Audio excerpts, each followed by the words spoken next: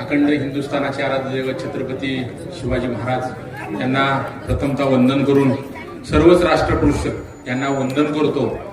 आज 18 पगड जातीच्या सर्वच मान्यवर सर्वच राष्ट्रपुरुषांना अभिवादन करून आजच्या या विचार मंचाच्या खरं तर ह्या विचार मंचाला फार चांगल्या पद्धतीने नाव आज परिवर्तन संकल्प सभा हे निवडणुकीच्या अगोदरचीच एक विजयाची नांदी या विचाराच्या माध्यमातून केलेली आहे। त्याबद्दल मी तमाम वर्णे जिल्हा परिषद गटातील सर्व ज्येष्ठ तरुण महिला आया बहिणी यांना सर्वप्रथम वाकून नमन करतो की माझ्यासारख्या सामान्य फाटक्या रस्त्यावरच्या माणसाला आज ज्या तुम्ही व्यासपीठ मिळवून दिलं त्या सर्व सह्याद्रीच्या सर्व तुमच्या पाठीराख्यांना मी मनापासून अभिवादन करतो। आज माझ्यासाठी वेळात वेळ काढून धाराशिवची बुलंद तोप संपूर्ण महाराष्ट्राचा बुलंद तोप ज्यांच्या कार्यावर हे सगळं आपण ह्याच्या अगोदर काम बघत आलोय कोरोना सारख्या काळामध्ये त्यांनी जे संघर्ष करून जे काम केलं जनतेसाठी जागतिक लेवलच्या माणसांनी सुद्धा त्यांची नोंद घेतली असे लंके साहेब आदरणीय प्रदेशाध्यक्ष साहेब मी खरं तर राष्ट्रवादी काँग्रेस पार्टीच्या सर्व शिलेदारांचे रफिकभाई शेख यांचे सुद्धा आभार मानेन की ह्या हुकुमशाही विरुद्ध जी लढाई आम्ही पुकारली आणि या विचार यशवंत विचार जपण्यासाठी जे त्यांचं योगदान आहे त्याबद्दल मी मनापासून त्यांना धन्यवाद देतो। आज माझी निवडणूक हे जनतेनं हातात घेतलेली निवडणूक आहे। मी जनतेनं उभा केलेला उमेदवार आहे। मी काही लादलेला उमेदवार नाही, मी काही घराणेशाहीतनं आलेला उमेदवार नाही। मी रस्त्यावरची लढाई आजही ह्याच्या अगोदरही लढत आलोय, शेवटपर्यंत लढत राहील आणि माझ्या शरीरातल्या शेवटच्या रक्ताच्या थेंबापर्यंत तुमच्या घामाचं दान मिळवून दिल्याशिवाय मी कुठल्याही परिस्थितीत शांत बसणार नाही। भावानं दुर्दैव वाटतं आज शेतकऱ्यांचं की शेतकऱ्यांच्या मध्ये ज्या पद्धतीची लूट होते प्रत्येक ठिकाणी लूट होते त्याच पद्धतीचा संघर्ष आज कणेरच्या उजव्या कालव्याच्या मी तुम्हाला निमित्तानं सांगेन की जो माझा शब्द आहे मी वचननाम्यामध्ये स्पष्टपणे सांगितलंय कणेर उजव्या कालव्याच्या माध्यमातून जो कॅनल आहे तो गेली अनेक वर्ष आंबेवाडीपर्यंत चालू आहे। माझं तुम्हाला जाहीरपणे वचन आहे की तो आंबेवाडीचा जो कॅनल आहे बंद पडलेला तिथपर्यंत असलेला तो भरतगाव पर्यंत शेवटपर्यंत नाही नेला तर मी तुम्हाला परत कुठल्याही परिस्थितीत मत मागायला येणार नाही। कारण तुमच्या माझ्या सगळ्यांचे लाडके नेते माननीय श्री शशिकांतजी शिंदे साहेब बोलतात एकदा हात वर करू जोरदार टाळ्या वाजवूया साहेब बोलताय।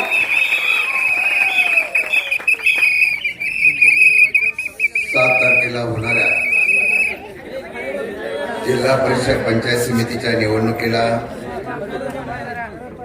वर्णे गटाचे उमेदवार राजूजी शेळके, गणातल्या उमेदवार स्वप्नाली फडतरे, अपशिंगे गणातील उमेदवार विशाल कांबळे यांच्या प्रचाराच्या निमित्ताने लोकसभा चालू असताना सुद्धा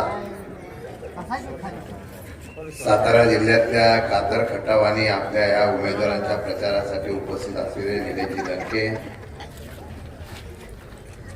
व्यासपीठावरील सर्व मान्यवर, लंके साहेब आज योग असा आहे की सगळे व्यासपीठावरील मंडळी जी आहेत वेगवेगळ्या पक्षाचे आणि नियतीने काढलेला योग आहे आणि तुमच्यावर मी आज पण लोकसभेला असतो त्यांची पिपाणी वाजली नसती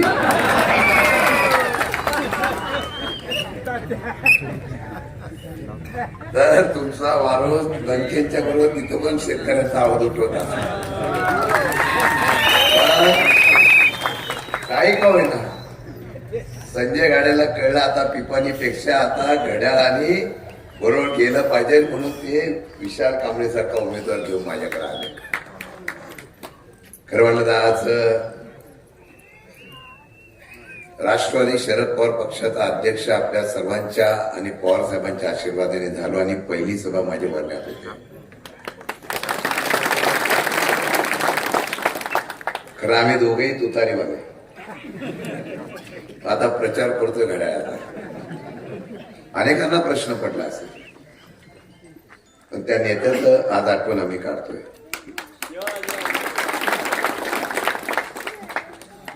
माणूस गेल्यानंतर त्या माणसाची किंमत हे दादा मी त्या दिवशी पण बोललो की जो परिचित नाही अशा सुद्धा कार्यकर्त्यांनी चौका चौकामध्ये गावागावामध्ये बोर्ड लावले.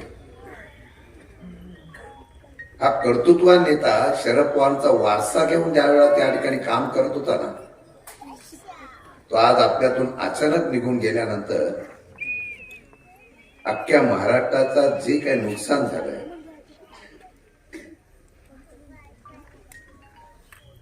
महाराष्ट्राचा पूर्णपणाने जो काही या ठिकाणी दुःखामध्ये गेल्यानंतर जो तो तोटा झाला, त्याच नेत्याचं स्वप्न साकार करण्यासाठी शशिकांत शिंदे आणि लंकेंनी या घड्याळाच्या बाबतीमध्ये भूमिका आम्ही घेतलेली आहे.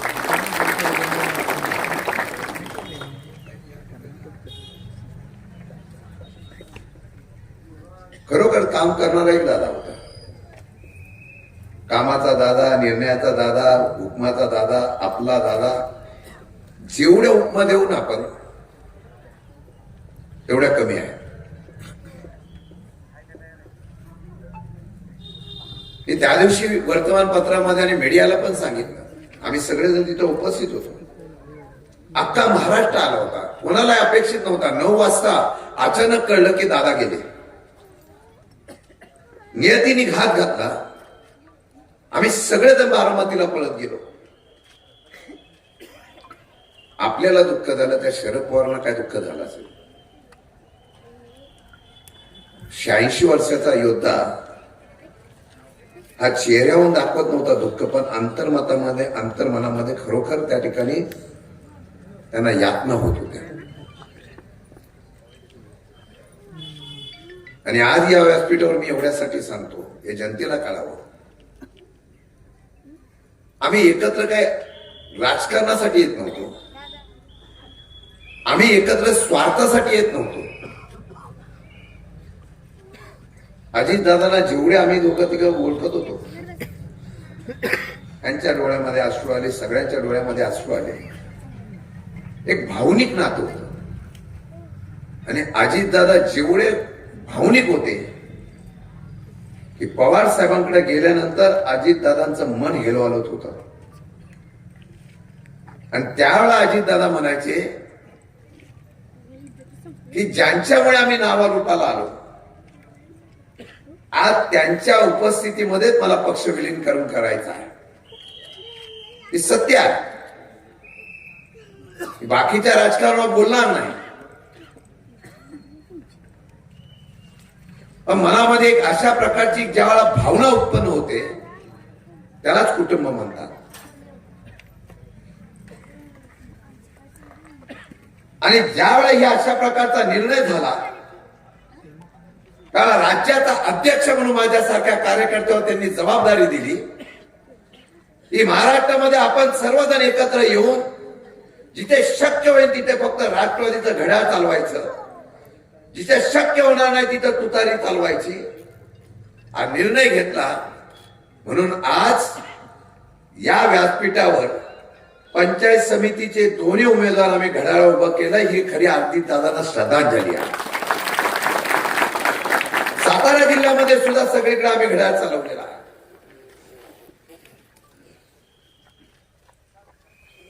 आणि म्हणून हे उमेदवार उभं करताना वर्णे गटाचा ज्यावेळेला विचार आला, विक्रमसिंह फडतरे सुद्धा जिल्हा परिषदेला निवडणुकीला उभे राहायला तयार होते. पण नियतीच्या मनामध्ये वेगळं होतं. आम्ही लढवई आहोत. हे सुद्धा नगरमध्ये मातब्बर असलेल्या नेतृत्वाला पाडून येतो हा सामान्य कुटुंबातला इतिहास कोणी करून दाखवला? तो निलेश लंकेने दाखवला. मी सुद्धा माथाडी कामगारांचा मुलगा म्हणून या सातारा जिल्ह्यातल्या यशवंतराव भूमीमध्ये 4 वेळा मी आमदार, 1 वेळा मंत्री आणि 5 वेळा सुद्धा आमदार होण्याचा निर्णय झाला. तो सुद्धा सामान्य कुटुंबातून तुमच्या आशीर्वादातून झाला. ही नवीन गावं जेव्हा आली त्यावेळेला या गावाने प्रचंड प्रमाणे माझ्या पाठीमागे शक्ती उभी केली.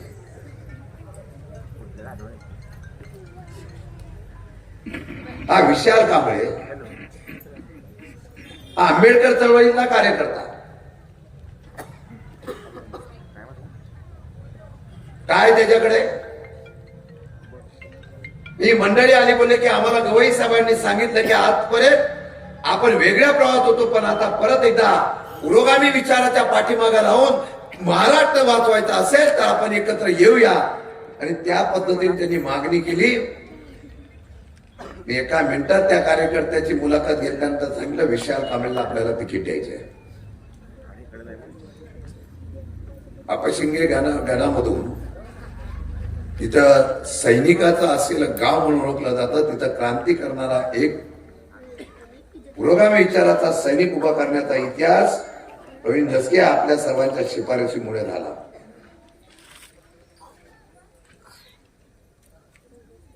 आमच्या या ठिकाणी दुसऱ्या उमेदवार आहेत स्वप्नाली विक्रमसिंह फडतरे, हे गावच्या. हे गाव तसं राजकीय दृष्टिकोनातून जागृत गाव, पण एक सुशिक्षित आणि शिकलेली तरुणी आम्ही उभी केली. पंचायत समितीला बीटेक झालेली आणि आयटी झालेली उमेदवार फक्त सातारा जिल्ह्यामध्ये, महाराष्ट्रामध्ये मला वाटतं फक्त या वर्णे गणात. अशी उमेदवारी दिली नाही. विक्रमसिंह फडतरेने विधानसभेच्या निवडणुकीला मला मदत केली. त्यावेळेला मी त्यांना शब्द दिला होता. त्याची इच्छा होती की मला निवडणूक लढवायची.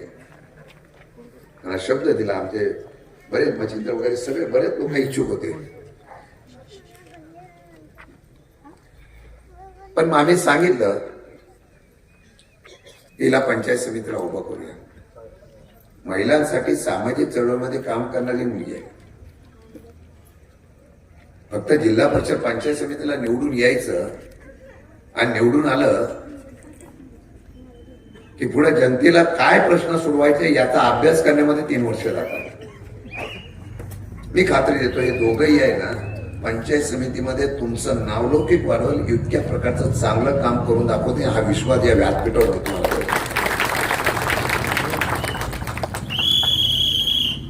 शिट्टीवर बोलतोय मी.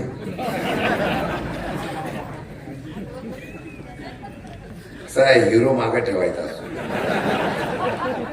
विलनला मारायला हिरोच लागतो.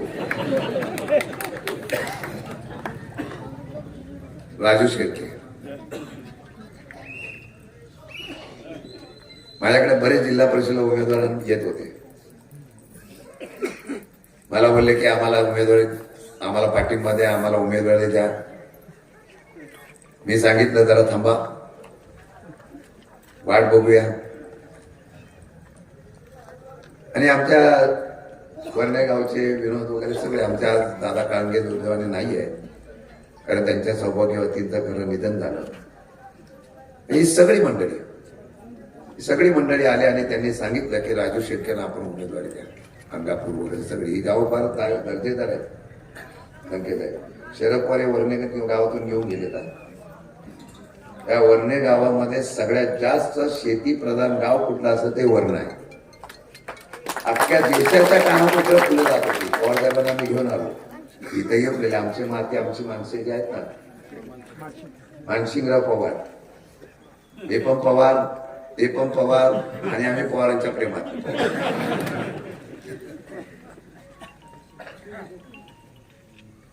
इथे काळंगे आहेत, पवार आहेत, गायकवाड आहेत, अनेक जाती धर्माचे लोक आहेत. पण राजू शेळकेला उमेदवारी देण्याच्या संदर्भात मागणी केली. मी खरंच सांगतो, आणि ते सांगितलेली खरी गोष्ट आहे. हल्ली उमेदवार म्हटल्यानंतर पहिला एक माणूस विचारतो खर्च किती करणार, तो पहिला सांग. तू 1 कोटी करणार असेल तर तुला तिकीट.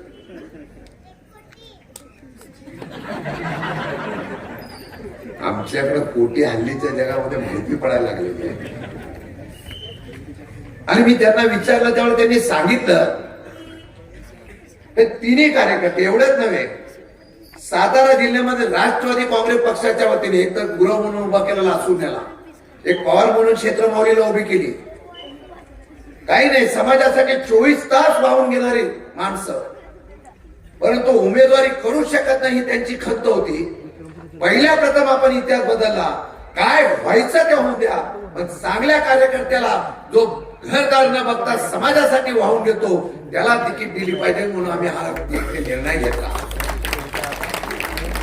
आणि अजूनही माणुसकी मिळालेली नाही हो, अजूनही माणुसकी मिळेल नाही. मला खात्री आहे या वर्णे गटामध्ये राजू शेळके विक्रमी मताने निवडून येते हा इतिहास करण्यासाठी ही सभा आहे.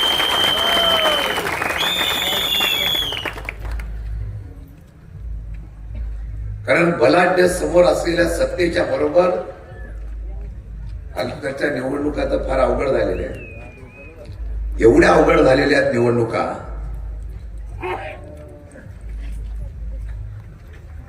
माणसांना पण सोपं झालेलं आहे. तसं कोरोनाच्या काळामध्ये काही लोकांची हॉस्पिटल चांगली झाली, तसं निवडणुकीच्या काळामध्ये नवीन नवीन ढाबे सुद्धा तयार झाले. सगळं बुकिंग फुल असतं. पण ही माणसं साधी आहेत. आम्हाला एवढंच सांगायचं, विनंती करायची, आणि हे महाराष्ट्रामध्ये इतिहास करून दाखवूया आपण. वर्णे गटामध्ये सातारा जिल्ह्यामध्ये दाखवूया आपण. सांगतो यशवंतराव चव्हाणांचा हा जिल्हा, पुरोगामी विचाराचा जिल्हा, छत्रपती शिवाजी महाराजच्या पदस्पर्शाने पवित्र झालेला हा जिल्हा आहे. आम्ही इतिहास घडवतो, तो दाखवायची जर संधी असेल ना तर एक काम करा, रात्री अपरात्री कोणी येऊन या ठिकाणी पैसे वाटण्याचा प्रयत्न करत असतील तर त्यांना सांगा की पैसे आम्ही घेतले तरी निवडणुकीला निकाल आम्ही या शिट्टीला आणि घड्याळालाच देणार, अशा प्रकारचा निर्णय घ्या. आणि आमच्यावर पाटील दुसरे आहेत, आमचे बाळासाहेब पाटील हे अध्यक्ष आहेत जिल्ह्याचे. त्यांच्याकडे अर्ध मतदारसंघ तुमचा आहे, आणि माणूस पण सह्याद्री कारखाना चांगला दर देतोच आहे. या माणसाची मागणी केवढे मोठे आहेत. 2500 मिळाले, 2700 मिळाले, 33 यांच्यामुळे मिळाले हे अभिमानाने सांगेल. तुमचे ट्रक अडवले नसते, ट्रॅक्टर अडवले नसते तर तुम्हाला दरवड मिळाली असती का? आणि आता काही नाही, फक्त बैठकीला बोलवतात, हमीभाव देऊन टाकतात. त्यांनी तर जाहीर करून टाकलं, काय काळजी करू नका, मला फक्त निवडून द्या, 5000 मिळवून देतो. मी आमच्या 1500 भगिनीला मिळतात त्यांना विनंती करेन, 5000 मिळाले तर त्याचं कॅल्क्युलेशन करा. आणि लोकांना सांगेल, माझ्या तरुणांना सांगेल, 50 केसेस हातनांगावर हा चळवळीतला, त्या सामाजिक चळवळीतला. समोरचे उमेदवार मी काय बोलणार नाही, पण लढतायत ना तुमच्या विश्वासावर, तुमच्या असलेल्या भूमिकेतून लढतायत, म्हणून पाठिंबा द्या. अनेक प्रश्न आहेत, इतके प्रश्न आहेत की ते प्रश्न संपत नाही. वर्णे गावाला 100% मी आमदार असताना जेवढं काम केलं तर आजपर्यंत कोणी केलेलं नाही. अंगापूरला जेवढं काम केलं तर आजपर्यंत कोणी केलेलं नाही.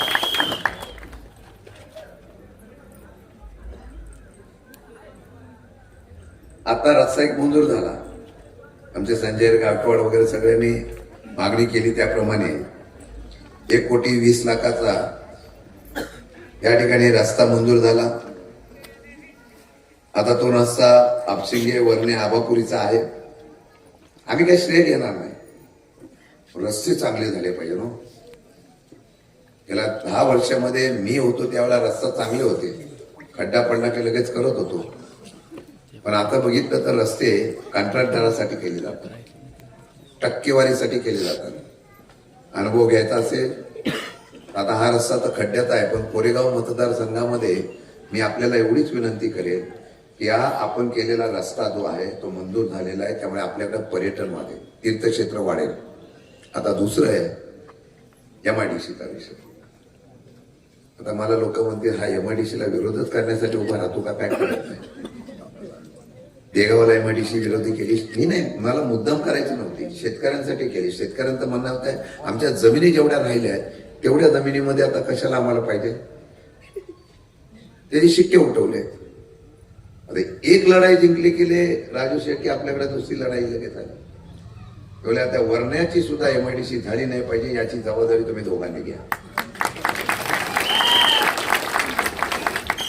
मी सातारा जिल्ह्यामध्ये एमआयडीसी कुठे करावी यासाठी जागा दाखवून द्यायची जबाबदारी शशिकांत शिंदेची आहे.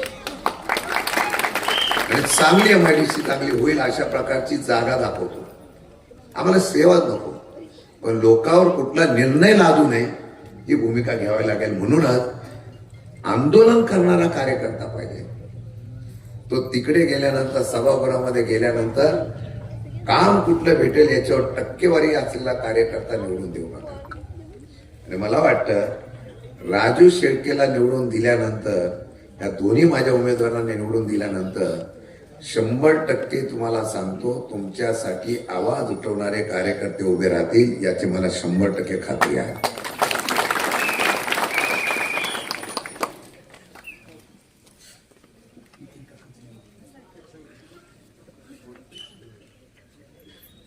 राजकारणातल्या दृष्टिकोनातून तुम्हाला एवढीच विनंती करेल. अनेक नेते दिवंगत झाले. महाराष्ट्राच्या असलेल्या लढाईमध्ये खाली वेगवेगळे प्रकारचे विषय यायला लागले. शेतकऱ्यांसाठी कोण काय करतोय, विजेच्या बाबतीमध्ये कोण काय करतोय. काल पण अर्थसंकल्प केंद्रातला जाहीर झाला. माझ्यापेक्षा आता निलेश लंके सांगतील. कॉर्पोरेट युग आलेला आहे. कमर्शियल पगार, फास्ट राहा, फास्ट जीवन, मेट्रो येईल, समृद्धी येईल, तीर्थ काय ते शक्तीपीठ येईल, अनेक मार्ग होतील. 80,000 90,000 कोटी याच्यापेक्षा खाली अमाऊंटच नसते, आकडाच नसतो. माझा शेतकरी पिकलाय त्याचं काय. या वर्ण्यामध्ये माझ्याकडे सर्वात जास्त ग्रीन शेड होत्या, सर्वात जास्त ग्रीन आपले फुलं उत्पादन केलं जातं. हळूहळू ती वर्ण्यामधलं बंद का झालं. सभागृहामध्ये आम्ही आवाज उठवला होता की त्याला अनुदान द्यावं, पण सरकारने त्याला अनुदान दिलं नव्हतं. ही वस्तुस्थिती आपल्याकडे आहे. म्हणजे 1 दिवसाचं मतदान जे आहे, 1 दिवसाचं मतदान, या 1 दिवसाच्या मतदानावर तुमचं भविष्य बदलू शकतं. सध्याच्या राजकारणामध्ये जी काही हुकुमशाही चाललेली आहे, सध्याच्या राजकारणामध्ये जी काही दडपशाही चाललेली आहे, गलिच्छ राजकारणाचा प्रकार पाहिल्यानंतर कधीतरी लोकशाही उभी राहायची असेल तर सामान्य कार्यकर्त्याला निवडून देण्याचा इतिहास करण्याचा निश्चितपणे प्रयत्न करायचा असेल तर या चांगल्या कार्यकर्त्यांना निवडून द्यावा एवढीच विनंती करायला आलेलो आहे. मला वर्णेकरांच्या, अंगापूरच्या, माझ्या या अपशिंगेच्या असलेल्या पंतकृषीला माझी विनंती आहे. मनात तुमच्या आहे, पण आम्हाला विकत घेतला जातोय ना, हा आत्मविश्वास काही लोकांच्या मनामध्ये वाढलेला आहे. तो बदलायचा असेल ना तर स्वाभिमान जागा करा. आणि स्वाभिमान जागा करण्यासाठी स्वाभिमान असलेल्या संघटनेला आम्ही बरोबर घेतलेला आहे. म्हणून या स्वाभिमान संघटनेच्या असलेल्या लढवय्या कार्यकर्त्याला आपण उभं करत असताना त्याच्या बरोबर आमचे लढवय्ये 2 शिलेदार पंचायत समितीला आणि दाखवून देऊ. सातारा पंचायत समितीमध्ये जे काही आमची लोक जातात ते आमचा मुद्दा अभिमानाने मांडतात. अशा लोकांना आम्ही निवडून दिला. हा इतिहास करण्याच्या संदर्भातली भूमिका आपण करावी एवढीच विनंती करायला आलेलो आहे. आणि तुमच्या सर्व मताची आणि तुमच्या सगळ्या अधिकाऱ्याची जबाबदारी या तिन्ही उमेदवारांच्या वतीने मी घेतो. ते तुमच्याकडे येतील, संवाद साधतील, तुमच्या प्रश्नाला धावून येतील आणि ते करण्याच्या संदर्भातला निर्णय घ्यावा एवढीच हात जोडून विनंती करतो. आणि आत्मविश्वासाने जातो. 7 तारखेला जेव्हा मतदान होईल ना, 7 तारखेला, काही लोकांना, भाजप आणि या लोकांना वाटतं की सत्ता आमच्या हातामध्ये, आम्ही काही करू शकतो. पण यावेळेला मशीन जुना बदलायची प्रयत्न जरी झाला तर बटन असं दाबा की तिथून घड्याळ आणि शिट्टीच वाजली पाहिजे. अशा प्रकारचा निर्णय करण्याचा प्रयत्न करा एवढीच विनंती करतो. रजा घेतो. जय हिंद, जय महाराष्ट्र. यानंतर